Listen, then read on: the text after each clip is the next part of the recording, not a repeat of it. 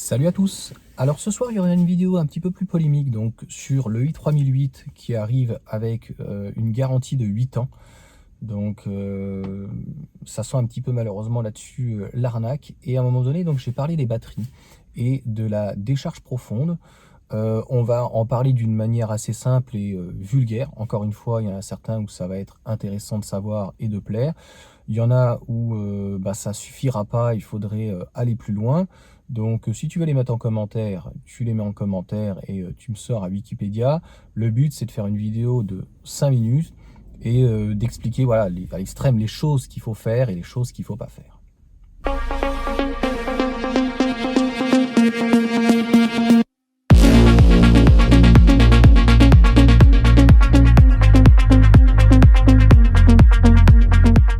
Alors comme tu le sais à la base, donc toutes les batteries, c'est plutôt essentiellement à la base au plomb. Les batteries, comme on connaît 12 volts, qui sont dans les véhicules, bon, c'est pas terrible. Elles supportent pas trop quand il fait trop chaud. Donc c'est d'ailleurs à ce moment-là où ça tombe en panne, parfois quand il fait trop chaud, ou surtout quand il fait très froid, donc quand le véhicule commence à avoir 3, 4, 5, 6 ans. Quand tu as une batterie qui est dehors, bizarrement, elle démarrait très bien la veille, et là, elle démarre plus. Donc, c'est pas l'alternateur, c'est malheureusement la batterie. D'ailleurs, petit aparté, moi, le conseil que je peux préconiser, et ce qu'on ressent en tout cas, par exemple au niveau de Tesla, c'est que toutes les batteries qui sont au plomb ont été changées pour une meilleure durabilité au lithium en 12 volts, et on en avait discuté avec Guy. De toute façon, il va falloir passer donc tout le matos en 48 volts. Demain, l'avenir, c'est quoi? C'est une batterie de toute façon de 48 volts. C'est tout un équipement de 48 volts parce que tout en tension est en 12 volts. Et d'avoir une architecture, donc 800 volts, pour avoir des câbles plus fins, pour pouvoir les passer plus facilement et pour réduire donc la matière aussi première. Encore une fois, avec ces avantages, ça permettra donc d'avoir un circuit pratiquement directement fermé et de savoir où est la panne, avec un inconvénient a priori important, c'est que quand il y a une panne, a priori, elle sera généralisée. Donc, ceux qui sont concernés par une décharge, en tout cas profonde, c'est plus les batteries au plomb qui sont moins durables que les batteries, en tout cas au lithium. Donc, c'était très intéressant. C'est Electron que je suis en fait sur les trottinettes. Moi, je suis pas un grand fan des trottinettes pour différentes raisons.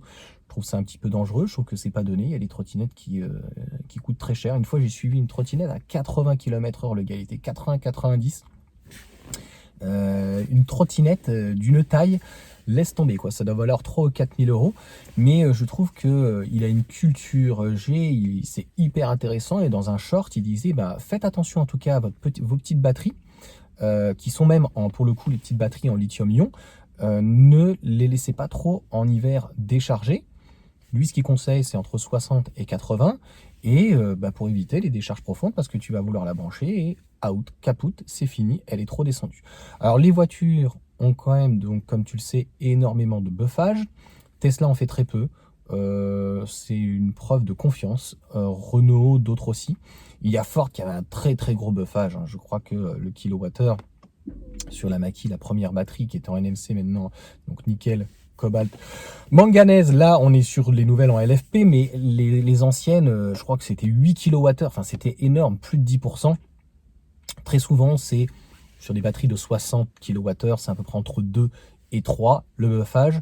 Donc les batteries, elles n'aiment pas être, si on peut dire, trop pleines, trop en tension, et elles n'aiment pas du tout être en sous-tension. C'est compliqué quoi. Donc c'est pour ça que par exemple, la voiture quand je suis parti, elle était à 80%, et elle est restée, elle a perdu à peine 3. Et quand je vais partir pendant 2 mois, donc la Mégane, je vais la mettre à 80% et je vais la surveiller. Par contre, l'application, petit aparté aussi, donc sur la Renault Mégane, l'application ne fonctionne pas bien.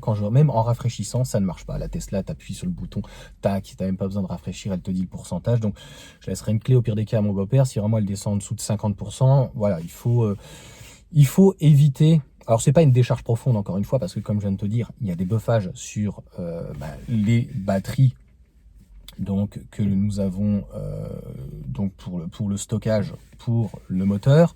Par contre, il n'y a pas de buffage sur les petites batteries 12 volts, elles sont vraiment toutes petites. Donc c'est plutôt elles qui prennent cher au bout il y a eu des batteries donc Oplo Tesla, elles ont même pas duré 1 ou 2 ans, 3 ans, 4 ans grand maximum. C'est elles qui réveillent en fait la totalité de la voiture. Et sans ça, en fait, ben, on peut ni réveiller ni démarrer en fait la voiture quoi, en circuit 12 volts. Donc voilà pour cette courte en tout cas vidéo. Le but encore une fois, ce n'est pas de critiquer ou juste voilà de faire de la vulgarisation. Et sachez, j'ai déjà vu des commentaires sur Facebook, et ça sera la conclusion voilà, de la fin. Est-ce que voilà, avec ma batterie grande autonomie, est-ce que je peux à 100%? Alors, il y avait des gens d'une méchanceté, mais qu'est-ce que tu risques? Pas grand-chose. Par contre, il faut l'utiliser rapidement.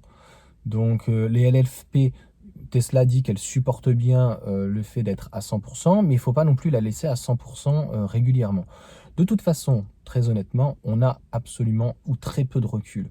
Donc on va voir en fait à l'usage, à l'utilisation, Tesla remonte toutes les données, t'inquiète pas, pour savoir ben, qu'est-ce qui est le mieux. Charger à 100% régulièrement, ce qu'ils te disent une fois par semaine, ou si tu n'utilises pas trop ta voiture, ben, recharger vraiment quand tu arrives à 20%. Moi j'essaye de faire en tout cas entre les deux, tant que je ne suis pas descendu entre 30 et 20%, d'éviter à chaque fois une recharge. Une charge ne vaut pas un cycle, mais titiller donc le pack batterie, je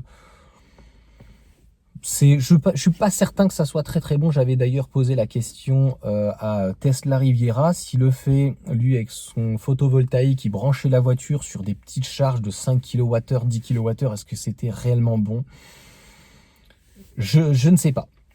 Je me dis qu'au final, ça ne doit pas être si grave que ça, parce que la régénération fait que le pack batterie vient récupérer de l'énergie, et on le constate, puisque quand tu fais une descente, par exemple, de la montagne, à moins que tu sois à 100%, si tu es à 50%, déjà, tu ne vas rien perdre, et des fois, tu gagnes de la batterie.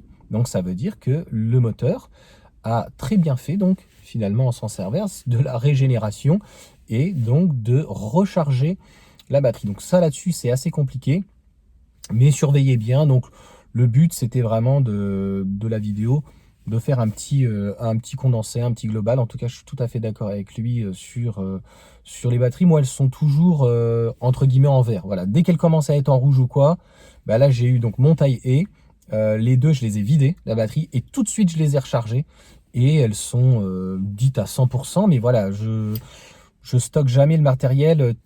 Ce qui va se passer, c'est qu'elles n'ont pas ou très peu de buffage. Si elle est déjà en rouge, faut la recharger. Tu peux aller jusqu'au bout. Alors là, il n'y a plus de batterie. Tu n'as plus de batterie. Et là, si tu vas pas la recharger en fait tout de suite et que tu penses pas et que tu la recharges quand arrive le printemps, comme il dit, oui, c'est possible malheureusement que tu aies perdu ta batterie qui valait 20 euros, quoi. 10, 20, 30, 50 euros, quoi. Donc, il faut y faire attention. Moi, ça m'est jamais arrivé. J'ai des vieilles batteries qui durent comme ça depuis très très longtemps, même au niveau des téléphones. Mais il faut surveiller. J'ai stocké une fois un vieil iPhone 5. On avait changé déjà la batterie. Je pense que la batterie, c'était de la merde. C'était une batterie à 10 euros achetée sur eBay. Eh bien, elle a gonflé. Ça a ouvert carrément le téléphone. Donc, je ne sais pas quelle réaction il y a eu. Si tu sais ce que ça veut dire, quelle est la traduction. Mais la poche, donc, c'est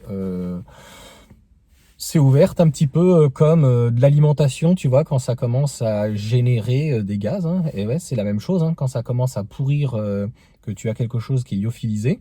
Tu vois, hein, de toute façon, quand c'est gonflé, c'est que déjà le produit en fait est en train de pourrir et rejette essentiellement, je crois que c'est de l'azote. Hein. C'est plus de l'oxygène à ce niveau-là, autre chose. Enfin voilà, ça rejette en tout cas des gaz et donc le produit se retrouve gonflé. Voilà pour cette vidéo. J'espère que ça vous aura plu. Et puis si ça t'a pas plu, comme je vais dire de temps en temps, ne t'abonne pas, ne mets pas de commentaires. Et non, surtout ne t'abonne pas et ne mets pas de pouce. Donc au moins, laisse-moi tranquille. Allez, ciao. Et puis bon week-end à tous.